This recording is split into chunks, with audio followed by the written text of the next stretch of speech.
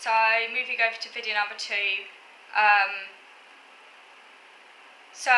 Yeah, I just wanted to share with you something interesting I happened recently. Now, obviously, I'm quite a literal person. Not as literal as I used to be. I used to be a lot more literal when I was younger. I'm not as literal as I used to be, but I do still get taken out. I do still get taken by surprise sometimes and take things literally. And that happened the other day. So I was at group, one of the groups I attend, self-advocacy group, and it was actually another autistic person who used a metaphor which I took literally. So that's quite funny, because often it's like people often think it's neurotypicals using metaphors that autistics take literally, but sometimes another autistic person could use a metaphor and then another autistic person takes it literally. This has happened with me before, where I've once used a metaphor that another autistic person is confused by. I guess because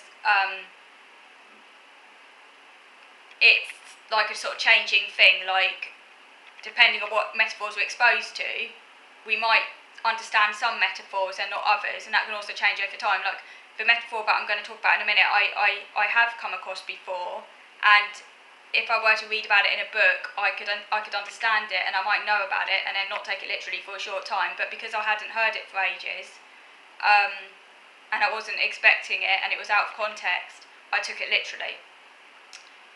Okay, so basically at group the other day, so one of the group members was talking about some ice cream that he'd been making, because he had been making some special ice cream. I think it was honeycomb ice cream or something that he'd been making, and he hadn't used an ice cream machine or anything. He just used it. He just made it, using good old elbow grease, he said.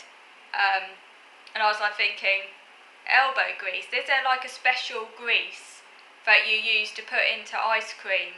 Like some grease I don't know about, because there could be, because I don't really know much about ice cream. I cook a lot, but I don't make ice cream. I was thinking, is there some special, although having said that, I would quite like to get into making ice cream because it sounds not too difficult. But yeah, I was thinking, is there some special like grease for making ice cream that I could go and buy? And I had an image of him using his elbows to kind of putting his elbows in the cold ice cream and stirring like that with some special grease. So I was a little bit baffled. Again, my logic kicked in and I thought, well, that sounds a bit strange, like, putting your elbows into ice cream. I've never heard of that being done before. And so I clarified and I said, what do you mean by grease? I did ask, I said, what grease do you use? And he went, oh, it's figure of speech, it's an expression. And then it just means hard work sort of thing, using a lot of elbow grease. So, oh yeah, it is a metaphor I don't think I've really come across that often. Like, I may well have come across it at some point in the past and looked it up. But it's not one I've really come across. And I think that's why I took it literally, because I hadn't heard of it really that much before. And sometimes, I do still get taken by surprise, particularly in sort of situations, in social situations. Like, I think if it in a book, you can kind of take your time more and kind of reread it and stuff. I still sometimes take things literally in books, and I have to kind of reread what I've read, and then it makes sense. But yeah, it still happens sometimes. Not as often as in the past. And I am quicker these days at clarifying the issue, so I'm only literal for a short period of time before my logic kicks in. No, it doesn't make sense. We realise it's a figure of speech. But yeah, it's a little bit weird when it happens.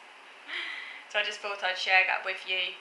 I can laugh about it now because it's quite funny, really, when you think about it. I mean, they are funny, You can make some comedy out of this. Let me know what metaphors you still take literally, or if you take anything literally. I often think I'm not too bad with metaphors anymore, but then sometimes I still get taken out by them, as happened there. So clearly I am still pretty literal at times. Just not as literal as I used to be when I was young. I used to be a lot more literal when I was younger. I think obviously the younger you are, the less exposed. There's like all these bloody flies in it. Go away. That's another reason why I hate summer. You get all these flies. That's another I think obviously when you're a lot younger, you're less exposed to metaphors. You haven't been exposed to so many metaphors. So that's obviously why I think autistic children are more likely to take things literally than autistic adults, maybe. Because obviously as you grow and develop, you do learn over time the more metaphors you're exposed to. But I think it depends on the context, and I think that kind of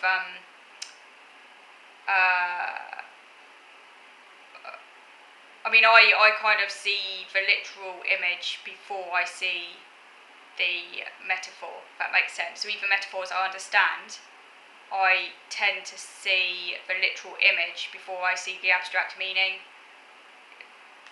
Metaphors that I come across every day that I'm familiar with, the processing is a lot quicker, but metaphors I haven't come across for some time, or where the context is different, or in terms of how they're used or whatever, or I'm just a bit slow that day, the processing can take a lot longer, and then there is a split second, or even longer at times, where I will take it very literally, and that can be quite embarrassing. So yeah, so let me know what you think. So thank you for watching.